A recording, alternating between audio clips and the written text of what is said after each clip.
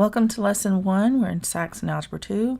This is, we're going to review polygons, triangles, transversals, and proportional segments. So there's some new stuff, but there's some old stuff too. Will you remember polygons? Polygons are shapes with flat sides. They can be triangles, it could be squares. Oops. Well, that's not a polygon. Let me try that again. There we go. That's a polygon. This is a polygon.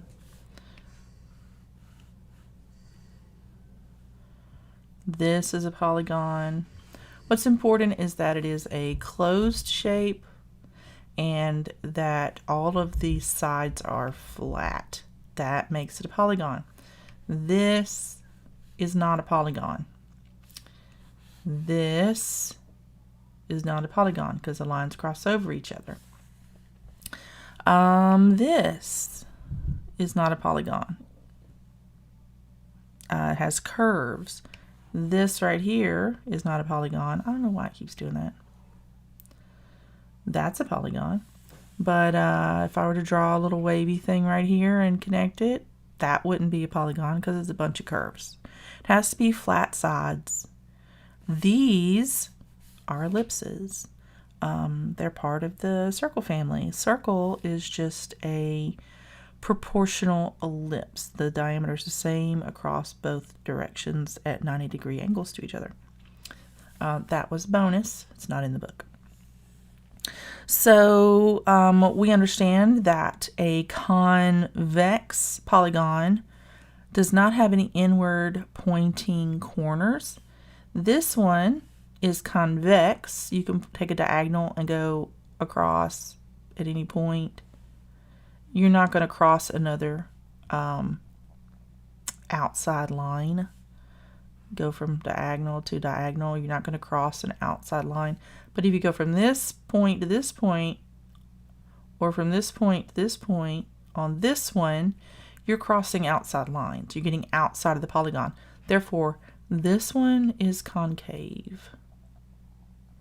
It means it has a little, it's making a little cave with one of the sides. This is convex. There are no little caves around it.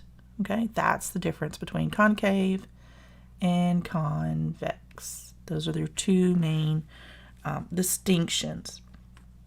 We know that a equilateral, let me clear this, pause if you need to, an equilateral polygon, lateral means side,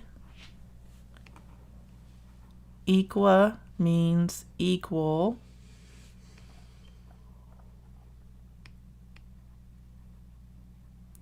so if it's equilateral, it is equal sides.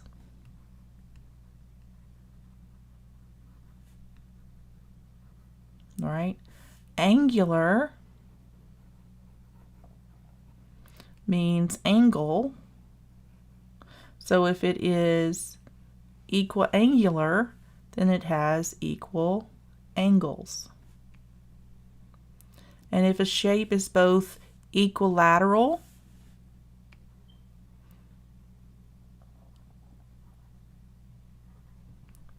and equiangular,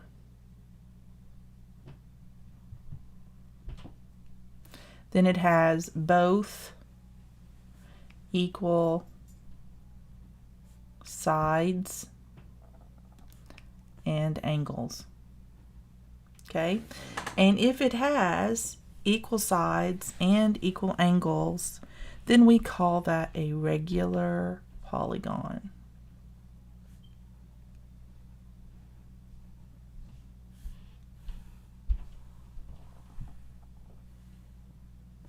Okay.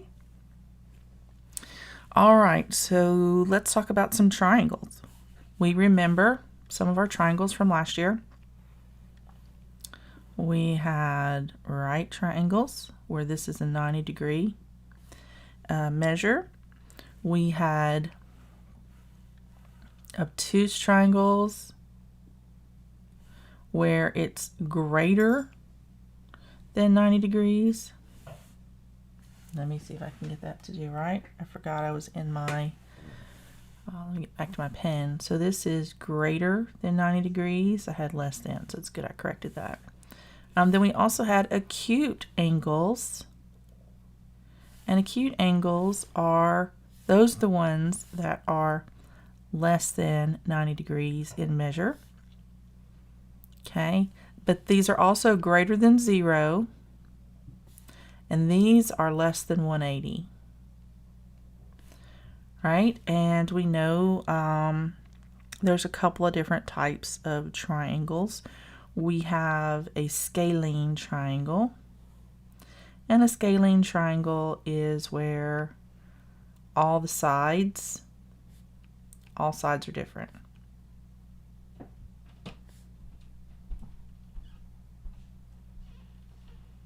Right? We know that.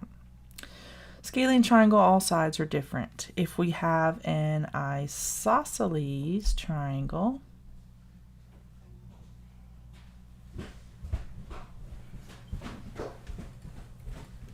let's look at this. An isosceles triangle is going to have, let me bring this up to the center right there. An isosceles has two sides the same. And because those two sides, this one and this one, are the same, this angle and this angle are going to be the same too. So two sides the same, two angles are the same. All right, and the only one left is an equilateral triangle. Let me see if I can get this to do. An equilateral triangle, all sides same, all angles same, and that is equilateral. Now with triangles only, an equilateral triangle is also equiangular. That is not spelled correctly, but equiangular and equilateral, they're the same, because when you have, it's a weird relationship in triangles. It doesn't work this way for all other polygons. But when you have all the sides the same length in a triangle, then all of your angles are also going to be the same length. So an equilateral triangle is also an equiangular triangle. And because all the sides are the same length, we already know what the dimension of the angle is in an equilateral triangle. It's going to be 60 degrees. Because if all the sides are the same and all the angles are the same, then it's 180 degrees divided by 3 evenly. So it's going to be 60, 60, and 60. Regardless of whatever the length is of the legs, the length of this one will be the length of this one, and all of your angles will measure 60 degrees. So that's our main types of triangles. All right, so let's, if you need to pause and write this down, do so. Clearing the page. We're going to do example 1.1. And in example 1.1, we have an isosceles triangle here, and that means this is the same, and we need to find y, and this is 50, and we need to find x. Okay, so it's an isosceles triangle, so that means that this degree measure is the same as this degree measure if these are the two sides that are the same. Somebody's getting nice, sorry. So 50 degrees here means that x is going to equal 50 degrees. And if this is 50 and this is 50, then that means that y is going to be the difference of 50 plus 50 from 180. So 50 and 50 is 100. 180 minus 100 is going to be 80 degrees. So y is 80 degrees. All right, that one was pretty straightforward. We really didn't have to do a whole lot of math for it. Let's do example 1.2. So with 1.2, we have a triangle here. I'm not exactly sure what kind it is. Looks like it might be a scalene. And we have an external measure here. We're given an exterior angle. And this exterior angle is 150 degrees. Okay, and this angle is 40. We don't know what x is, and we don't know what y is, and we have to find x and y. Well, if this is a straight angle here, and it is, then this plus this, these are going to be supplementary angles, and supplementary angles together make 180 degrees. So 180 minus 150 means that x is going to be 30 degrees. Okay, and we know the interior dimension of a triangle is always equal to 180. So if this is 30 and this is 40, then it means that's 70. So y must be the difference of 180 and 70. So that's going to be 110 degrees. All right. So I can explain how I did this one right here is 180 minus 150 equals 30. All right. And 180 minus 30 for x minus 40 for the one that's given equals 110, and that's for y. All right, so you can see how those are illustrated. So let's go on to transversals. Transversals is something new that we haven't done yet. This is straight from geometry. A transversal is a line that cuts or intersects two or more other lines.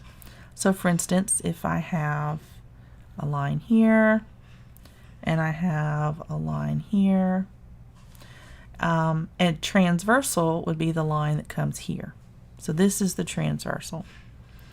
Let's label this. This is T, this is line L, and this is line M. Okay, so L and M, what can we say about them? They're not the same distance apart. So L is not, actually that's the wrong direction. L is not parallel to M, and this is your parallel symbol, the two lines straight up and down beside each other. And the reason they're up and down is because side to side would be equal. Okay. All right, we can tell by looking at this that the transversal is not parallel to anything either, because it's at odd angles to everything. However, if we have a set of lines that are all parallel to one another, let's do 3 lines, and we have a transversal that is perpendicular to one of these lines, and these other 2 lines are parallel to this one, we know that this transversal is also perpendicular to all these other lines. So if we are given that S, this will be S, this will be M, and this will be N, and notice we name lines with a lowercase letter. S is parallel to M, which is parallel to N. That's how we would write that. So our transversal P is perpendicular to S, so that means it's going to be perpendicular to M and perpendicular to N, because we transferred that logic of the relationship between P and S to M and N because we know that they're all parallel to each other. All right. That also, another thing, when you have a relationship of parallel lines and a transversal, you get to have some dimensions, some angle dimensions given to you. So if I have some parallel lines here, and I have a transversal here that cuts across, these 2 angles are vertical angles. We've talked about them. Vertical angles are congruent to each other. These 2 angles are congruent to each other.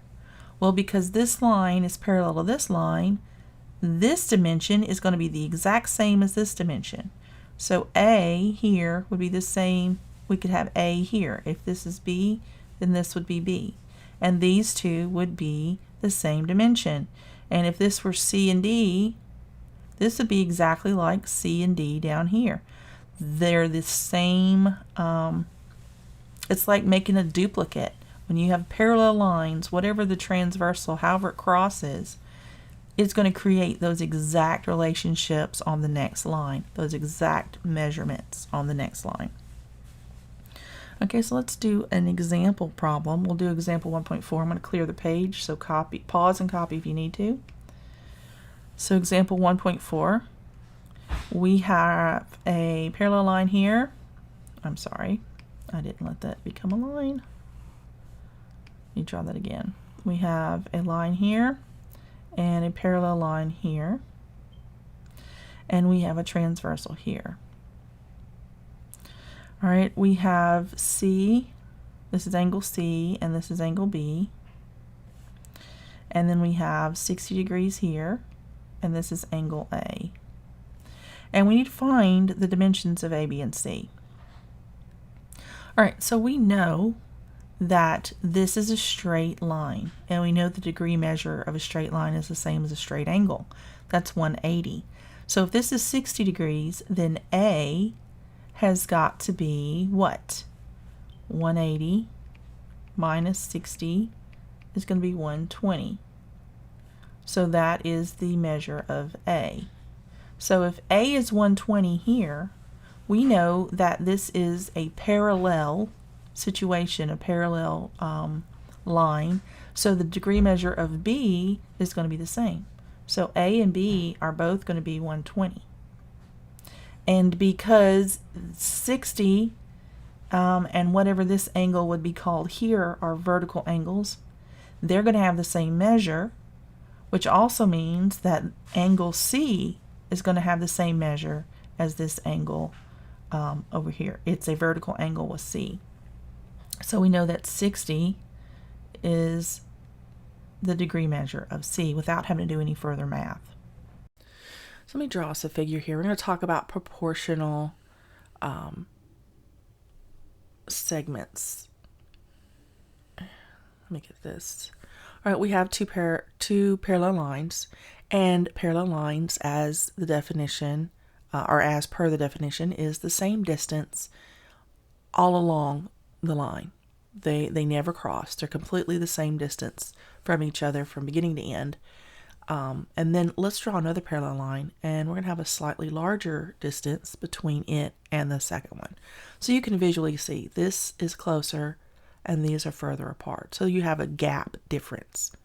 Well, that gap difference, there's a relationship of one to the other. Right now we don't know any measurements, so all we can say that between these two lines there is a smaller gap than this. And whatever that distance is a consistent distance between this consistent distance or versus this consistent distance, right? We don't know what that is yet. We haven't measured it. But if let's say we do a transversal here. Okay, so we've created an angle. And now let's do a steeper angle here. We know that this angle of this transversal, because it's a straight line, it's going to be the same angle all the way down. And the same thing here. It's going to be the same angle all the way down. They're just different angles from one another. And because we have this consistent gap here to here, we can create a relationship between these two transversals and call it a proportion. We can also refer to it sometimes as a scale factor. So let's say this one measures to 2 and this one measures to 3. We can create a ratio that represents that relationship because we know this is going to remain the same, it's going to remain constant, and this is going to remain constant. The gap in the parallel line is going to remain constant. So any other additional parallel lines that are added to this will have the same proportion. They'll have that same relationship to the parallel lines that come up. And we express that relationship by just creating a fraction. We can say 3 over 2. And usually what we do is we put big over little. So the bigger measurement goes over the little measurement. And the purpose of that is in the event that, let's say this was 4, we could divide that and make that a whole number. And then we would have a direct proportion of 2 instead of a fraction. And it just makes it easier to multiply. So we usually put big over little for that reason. But the relationship would be just as valid if we had 2 over 3. But for the purposes of this, we are going to look at let's say we have a dimension here of 3. The way we would find a dimension here is to take the relationship that we've already stated, which is 3 to 2, big over little. We can just take that scale factor and multiply it times this dimension, and we come out with 9 over 2 as our unit of measure. And we can't really divide that wholly, so we just leave it over here as 9 over 2. So the length of this line is 9 over 2. You could say 4.5 units, whatever the units are, if you know what that is.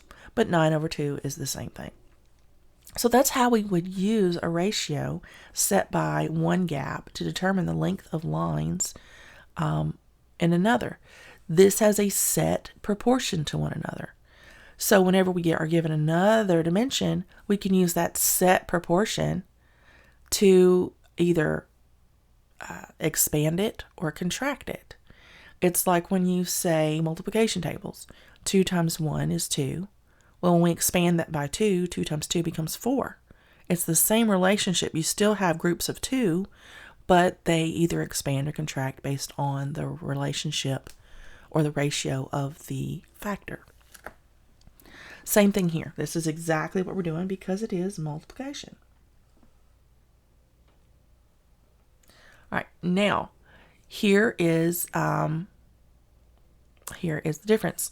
When we have the dimension that we don't know, we put the dimension, I know you're asking the question, well, why didn't we say 2 over 3? Well, because whatever dimension is missing, that's the one we put on top. Usually it's the big one that we put on top by default.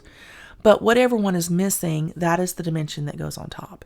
So if, I'm going to show you by example here, if we didn't know this dimension, we would put the dimension we don't know on top. So we would say 2 over 3 times, and we have this dimension, 9 over 2, right? So that would be 18 over 6, which would divide to 3. That is the dimension we had originally. So it's wherever the x is, that is the dimension that goes on top. That's what you're going to use. So look for the unknown dimension. That's the dimension that goes on top of what you're trying to solve. All right. So first steps, find 2 relative dimensions or more. At some point we're going to start doing more than 1 or more than 2 and make a ratio. Okay. Note the unknown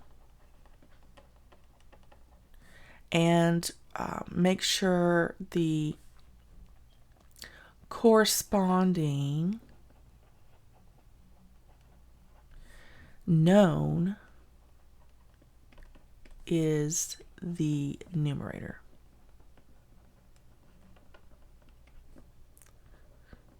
All right, so what that means is if in this instance x is your unknown, then the 3 is in the numerator and the 2 is in the denominator. If this were the unknown that you were looking for, then the 2 would be in the numerator and the 3 would be in the denominator. And then you would multiply by the opposite dimension. Okay, so this is 1, this is 2. Note the unknown value is what we'll say, the unknown value or dimension.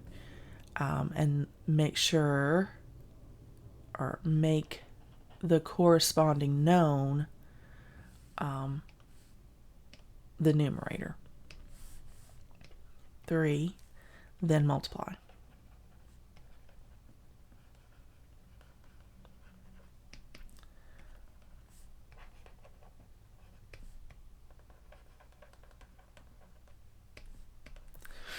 So find 2 relative dimensions and make the ratio, right? Note the unknown value, which here is x, right? I'm going to put these steps here. corresponding steps. So this is 1.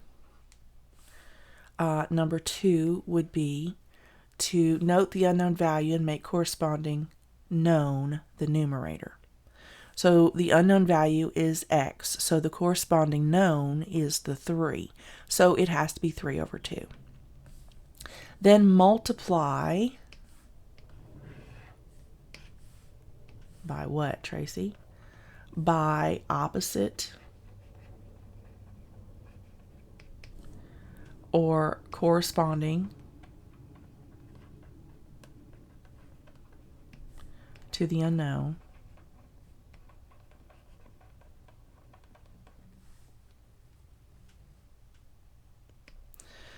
So value. So that would be the 3. So we're going to multiply this by the 3. And we know in algebra, we make a whole number, a fraction, by putting it over 1. All right? And then that would be 9 over 2. So this would be step 3. So that's how that works. You have the 3 steps. Create the ratio. Wherever the unknown is, that is what goes in the numerator. And then you multiply by the corresponding dimension to the unknown, which would be the 3. All right. If we repeated those steps,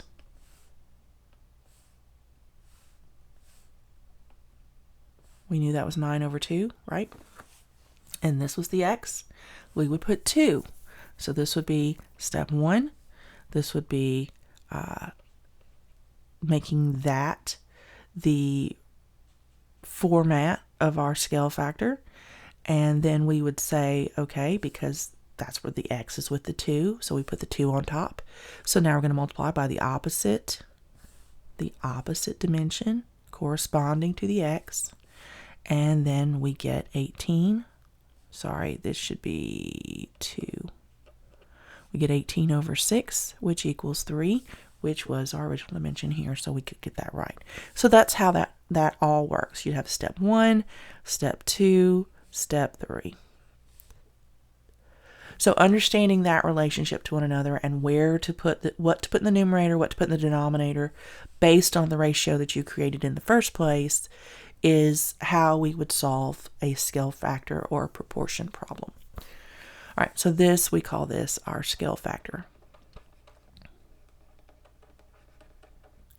All right, we have some example problems to do. So let me do those right quick.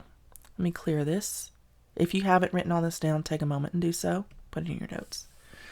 Okay, let me draw us a figure here. This is going to be 1.5. So we have a line here. We have a line here. And we have a little bit more of a bigger gap here. This is going to be line P, M, and N. Not that it really matters. And we are going to have a transversal here and a steeper transversal here. It's a little bit steeper. We'll make it like that. There we go. That'll work. Okay, so now we have a dimension of 2 here, and we have a dimension of 5 here, which makes sense because this is a longer dimension, is a bigger gap. This dimension is 8 over 3, and this is our x. So step 1, we create our ratio. Ms. Tracy, we haven't done a ratio with a fraction in it before. Easy peasy, just like keep it, change it, flip it. We do 8 over 3, and then we do our ratio of 2. This is our ratio. We did the top over the bottom. We put this one in the numerator because that's where our unknown is, right? So we did step 1 and step 2 all in the first go. But we can't really do it like this. That's going to be really weird to do. So what we want to do is use keep it, change it, flip it, which we've already done before, to resolve this into one fraction. So we just put this over 1. You know, that's how we turn a whole number into a fraction. And we go ahead and we do 8 over 3. We change this, and then we flip this one. That becomes 8 over 6, right? Which is the same thing as 4 over 3 when we reduce it. I like to reduce it because then it's smaller numbers to multiply with, and it just makes it easier to do in your head. So reducing it is fine. So now we have our ratio. We kept the 8 on top because that's where our unknown was, our 8 over 3. It was our original on top fraction, right? Because that's where the unknown was. So 4 over 3 is our valid ratio. So now we're going to do the finding the unknown. We're going to do step 2. So we write it 4 over 3, and then we multiply by the corresponding dimension to the unknown, and that's going to be 5. And we turn a whole number into a fraction by putting it over 1, and then we just multiply, and we get 20 over 3. And that is the right answer, 20 over 3. That is the dimension from here to here, right? All right, and if you look at your numbers, just look at them, you can see that 8 divided by 2 is a 4, so 4 over 3. And 20 divided by 5 is a 4, so 4 over 3. It comes back to 4 over 3 each time. So that is an accurate dimension. And we can even assume that if this length was 1 up here, that this would be 4 over 3. It's just multiplying the denominator by whatever this dimension is. So 4 over 3, 8 over 3, 20 over 3. I hope you guys can see that relationship. There is a ratio there that's valid. All we had to do was create or get back to that original ratio to find it. And when we have whole numbers, we just create that ratio by using the whole numbers. All right, so let's do another one. All right. Just for kicks and fun, I'm going to throw one from our practice problem set that we will not be doing as a practice problem. It is, actually it's in our homework, but we don't do homework for this lesson, so we're going to pull it in. We just do practice problems. So we have a parallel line here. We actually have 4. We have another one here. And we have another one here. And we have another one here. So we have a big gap, little gap, big gap. All right, so we have a transversal that's almost vertical, but not quite. And we have one that's slightly steeper over here. All right, in this case, here's our 3, here's our 2, here's a 3, and here's our unknown. So step 1, we write the ratio, and whatever the unknown is on that side, we want to put that as our numerator.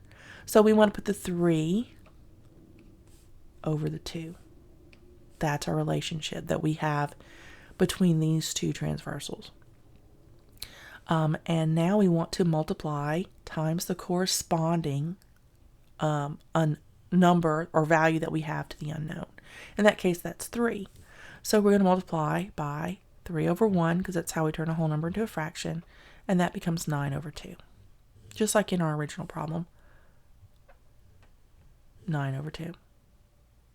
Wish they would give me some different dimensions. Let's do some different dimensions. All right, let's try something a little bit different, just for the sake of funsies. Let's do, all right, let's say this one is 4. This one is, let's make this one 3. Let's make this one X, and let's make this one 5, just for the heck of it, all right? Actually, we'll make this one 5, and this one 4. We'll just assume that this gap is a little bit bigger than this gap. All right, so I don't know why I did that. So we're going to do the same thing. We have, across the same parallel line gap, we have a relationship between the two transversals. And the unknown is on the same transversal as the 3. So that's the one that goes in the numerator. So 3 over 5. 3 to 5 is the relationship or the ratio between this transversal and this transversal. So the same gap between the parallel lines determines your ratio. But 3 is on the same transversal as the X, so it goes in the numerator and the 5 goes in the denominator. Okay? Now we know that this is the same gap as the X, so we need to put that as our multiplier. So 4, we turn into a fraction by putting it over 1, and we multiply, and we get 12 over 5. And that is the value of x, 12 over 5. Easy peasy. All right, you see how that works? Step 1, find your ratio. When you identify your unknown, that's the numerator that goes in the ratio. That's the top number. Then we multiply by the opposite. What would be the denominator in the ratio if we were to use this? Like if we were to be using this, we would say x over 4, right? 4 is what we multiply by.